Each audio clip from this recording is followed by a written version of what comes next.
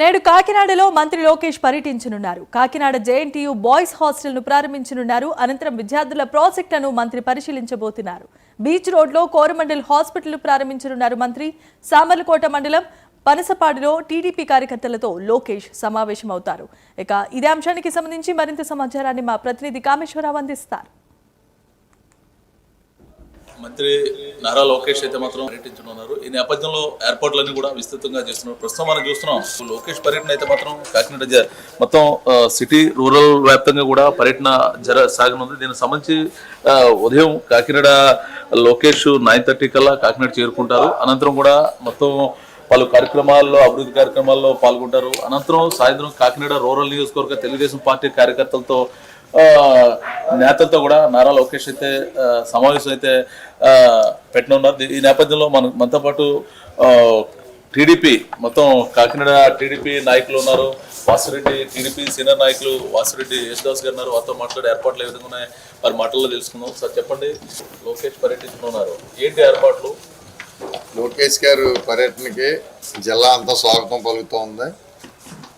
పర్టికులర్గా సానా సతీష్ బాబు, అదేవిధంగా జిల్లా ప్రెసిడెంట్ గారు నవీన్ గారు, జ్యోతుల నవీన్ గారు, ఇక్కడ ఉన్న కేడర్ రూరల్లో ఉన్న కేడర్ అందరూ కలిసి ఘన స్వాగతం పలుకుతూ ఉన్నాం. మా నాయకుడు ఎలక్షన్ అయిన తర్వాత మొదటిసారి రావటం కనుక ఫస్ట్ జేఎన్టీకి వెళ్తారో అక్కడ స్టూడెంట్స్ తోటి ముఖాముఖి మాట్లాడి ఆ ఏర్పాట్లు చూస్తారు. తర్వాత కోరమండల్ ఫెర్టిలైజర్కి వెళ్ళి హాస్పిటల్ ఓపెన్ చేసి ప్లాంట్కి వెళ్తారు. తర్వాత 3 గంటలకి ప్రాంగణకు వచ్చి కార్యకర్త అధినేతని ఒక కాన్సెప్ట్ మీద లోకేష్ గారు కార్యక్రమం చేస్తూ ఉన్నారు. దానిలో భాగంగా సుమారు ఇక్కడ 1300 మంది కార్యకర్తలతో మీటింగు సుమారు 3 గంటల టైము పడుతుంది. అందరితోటి కూడా పర్సనల్గా మాట్లాడి ఫోటో దిగటం కూడా కార్యక్రమం ఉంది. నాయకుడు లోకేష్ గారు ఒక చరిత్ర సృష్టించారు పాదయాత్ర ద్వారా. తద్వారా గవర్నమెంట్ని కూడా 164 సీట్లు తేవడం జరిగింది.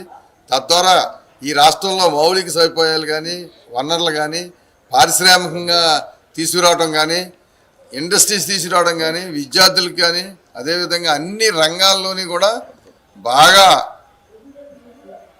నాటుదేరి ఆ రకంగా పనిచేసి నాయకుడు ఆ చిన్న వయసులో ఎవరూ లేరు.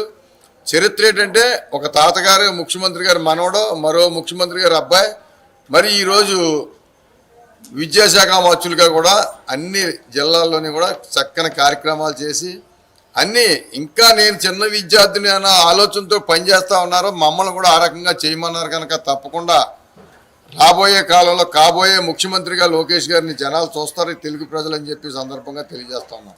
2014 నుంచి 2019లో అప్పటి కూటమి ప్రభుత్వంలో కాకినాడ రూరల్ నియోజకవర్గంలో ఎనలేనటువంటి అభివృద్ధి చేశాము. మరి ఆ రోజు ఎవరూ వేయలేనటువంటి సీసీ రోడ్లు కానీ, డ్రైనేజీలు కానీ, కమ్యూనిటీ హాల్స్ కానీ, అదేవిధంగా ఆనాటి నుంచి నేటి వరకు ఆనాడు ఐటీ శాఖ మంత్రిగా ఉండి మరి కాకినాడ రూరల్ నియోజకవర్గంలో మేము ఐటీ ఇంక్యుబేషన్ సెంటర్ని ఏర్పాటు చేసాం. ఆ రోజు ఇప్పుడు విద్యాశాఖ మంత్రిగా 30కి పైగా ప్రాథమిక ఉన్నత పాఠశాలలు, 3 మండలాలు అంటే కాకినాడ రూరల్ మండలం, కరప మండలానికి వార్డు, ఇక్కడ మున్సిపాలిటీలు ఉన్నాయి కొన్ని వార్డులకు సంబంధించి రమారమిగా ఒక 3 నుండి 5 హై స్కూల్స్ శాంక్షన్ చేయడం జరిగింది. మరి గౌరవ విద్యాశాఖ మంత్రి జాతీయ ప్రధాన కార్యదర్శి అయినటువంటి నారా లోకేష్ గారు కాకినాడ రూరల్లో పర్యటించనున్నారు. మరి ఈ పర్యటన విజయవంతం చేయడానికి కూటమి నాయకులు అందరూ కూడా భారీ ఎత్తున కదిలి రావడం జరుగుతూ ఉంది.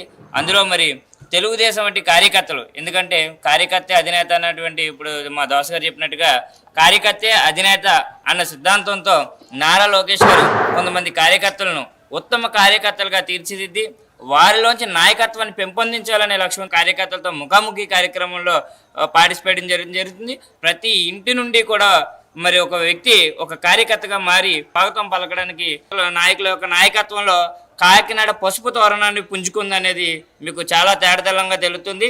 అది కేవలం ఎవరో డబ్బు ఇస్తేనో లేదంటే ఎవరో పిలిస్తేనో వచ్చింది కాదు. కేవలం లోకేష్ గారి మీద అభిమానంతో స్వచ్ఛందంగా కార్యకర్తలు రూపాయి వేసుకుని కట్టినటువంటి శిలాతోరణాలు ఈ రాష్ట్రంలో కాదు దేశంలో ఏ నాయకుడికి, ఏ యువ నాయకుడికి లేనటువంటి కీర్తిని ఈరోజు లోకేష్ గారు సొంతం చేసుకున్నారు.